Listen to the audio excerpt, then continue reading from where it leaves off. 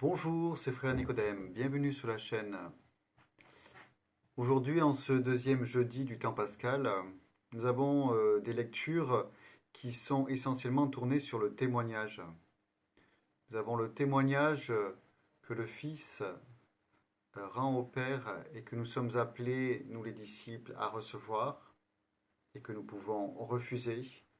Et puis nous avons le témoignage des apôtres qui sont en train de comparaître, d'être jugés par le Conseil suprême. Ce témoignage des apôtres que Jésus est mort et ressuscité. Je vous lis, c'est lui que Dieu, par sa main droite, a élevé en faisant de lui le prince et le sauveur pour accorder à Israël la conversion et le pardon des péchés. Voilà.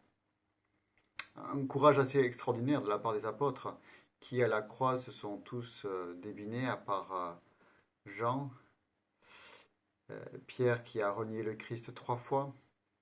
À la résurrection, le soir de la résurrection, ils sont enfermés à clé. Pourtant, Pierre a déjà vu le Christ ressuscité, il a déjà eu droit à une apparition. Mais on voit que durant tout le temps pascal, ils ne partent pas annoncer l'évangile. Et qu'à partir de la Pentecôte, ils sont animés d'une force nouvelle, d'un amour nouveau pour Jésus, qui va leur permettre de pouvoir témoigner. La pierre d'achoppement, c'est vraiment le mystère de la croix. Pierre essaye d'éviter cela plusieurs fois. Et nous voyons que même après, dans l'histoire de l'Église, la pierre d'achoppement sera toujours le mystère de la croix. Le fait de vouloir vivre l'Évangile sans la croix. Or, c'est cela, je crois, pour nous en tous les cas chrétiens, pour nous catholiques, le risque. Le risque, c'est de ramener l'Évangile à une philosophie du bien vivre, d'une philosophie de l'épanouissement, d'une philosophie qui nous donnerait de pouvoir être bon, mais d'échapper à ce mystère de la croix.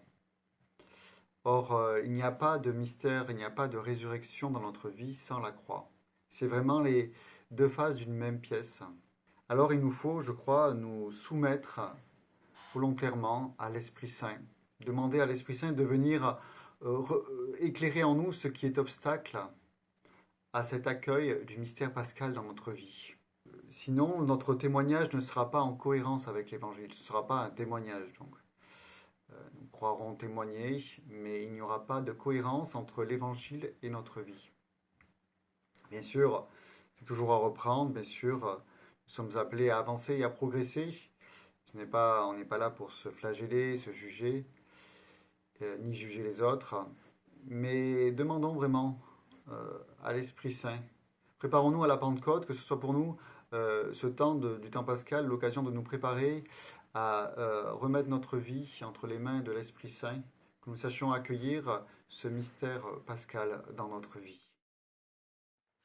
Alors, l'histoire du jour.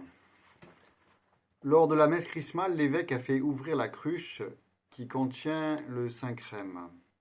Il a mélangé des essences aromatiques, a béni le Saint-Crème, puis dit au servant « Couvrez la cruche ». Le servant ne comprenant pas, l'évêque lui répète « Couvrez la cruche ».